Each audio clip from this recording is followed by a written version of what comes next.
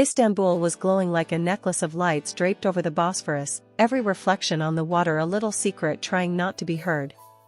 Somewhere above the rustle of late traffic and the muffled hum of televisions behind apartment windows, a wall clock ticked with the stubborn resolve of a heartbeat that refused to slow down. Demet Özdemir lay on the couch with her legs tucked beneath a throw blanket she didn't really need, staring at the dark slab of her phone like it was going to blink first. It was her birthday. She didn't post the usual midnight story, no confetti gif, no New Year of Me caption, no champagne flutes clinking over a skyline.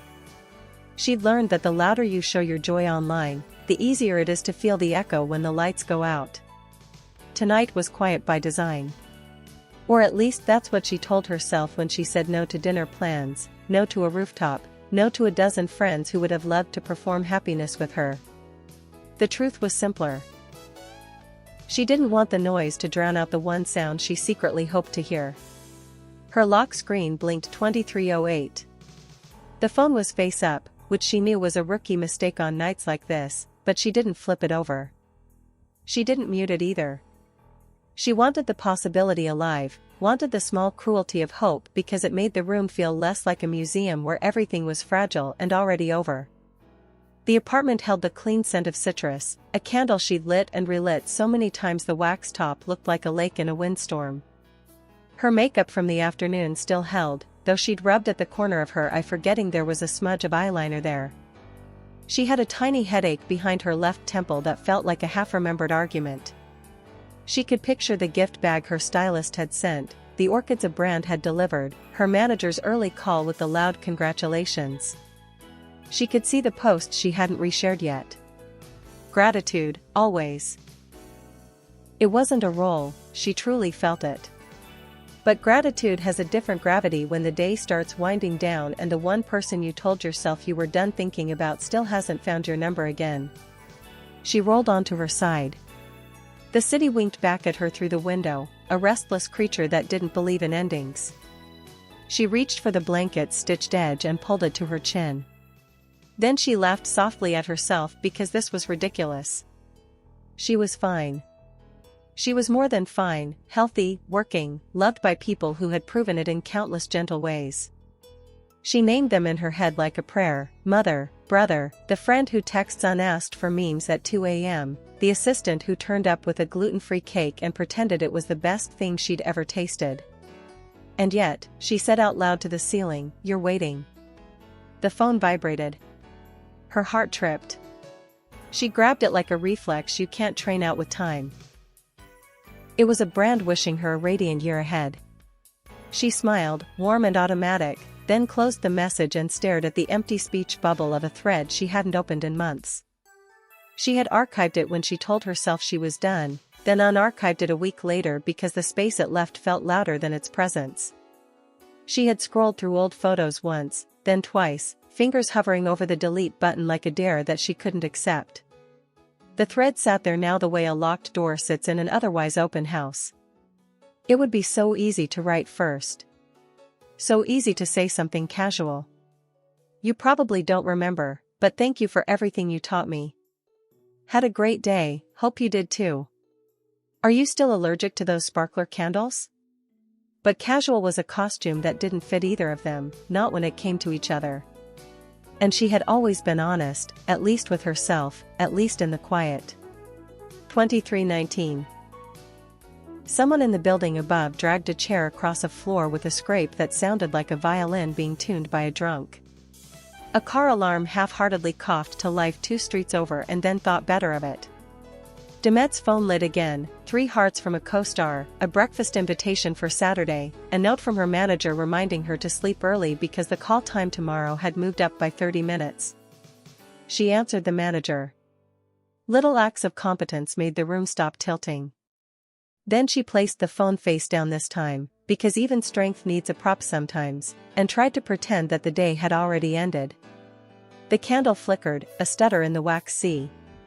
Her mind, traitor that it was, walked straight back into a memory it had been told to stop revisiting. It was another birthday. Not the first, not the last, one of those middle ones where familiarity makes the surprise feel even more like magic. They'd been on set. She had been cranky because she'd slept 4 hours and the humidity had given her hair ideas. He'd been loud, on purpose, because he knew it made her roll her eyes even when she was fighting a smile. The cake appeared against all logical odds, smuggled past 3 assistant directors, 2 coordinators, and a production manager with the soul of a security guard. The candles were the bad kind that relight when you blow them out, and he laughed like a child every time they sprang back to life, flaming with the persistence of a rumor. She'd ended the night with icing on her nose and his jacket around her shoulders because the air had turned mean. It had been simple. It had been bright. She had let herself believe the universe liked them together. On the couch, her hand curled into the blanket. "Enough," she whispered, but the past never listens when you tell it to leave. She sat up and padded to the kitchen, where the tile felt cooler than it needed to be. She poured water and drank it too fast, swallowing the taste of memory like a pill. The glass clinked on the counter. She watched a bead of condensation slide down and catch a crumb she hadn't noticed, carrying it along as if to prove that everything is connected, however small. The candle flickered again in the other room. She thought about blowing it out and decided against it.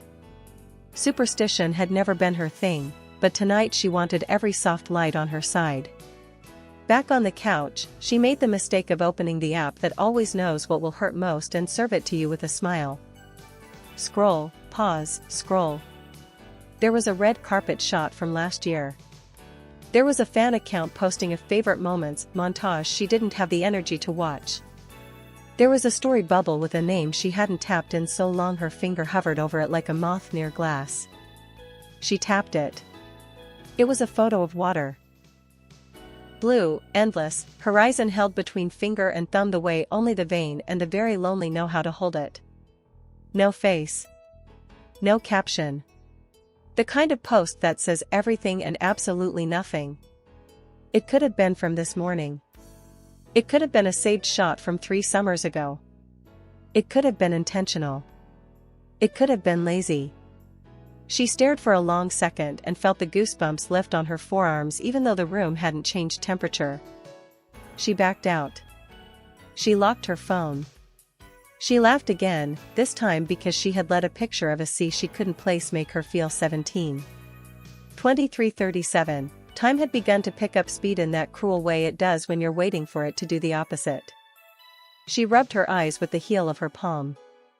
She told herself to brush her teeth, wash her face, do the rituals that put the body on the moving walkway of sleep whether the mind wants to walk or not. But she stayed seated because there is a gravity to the moment before midnight that sleep cannot match. A soft knock grazed the door. She didn't move at first. The building was old, it creaked like a ship sometimes. Wind gets ideas. Pipes complain. Her neighbors had visitors at strange hours. It was a dozen things before it was the thing she wanted it to be. The knock came again. Not louder. Not desperate. Patient, almost shy.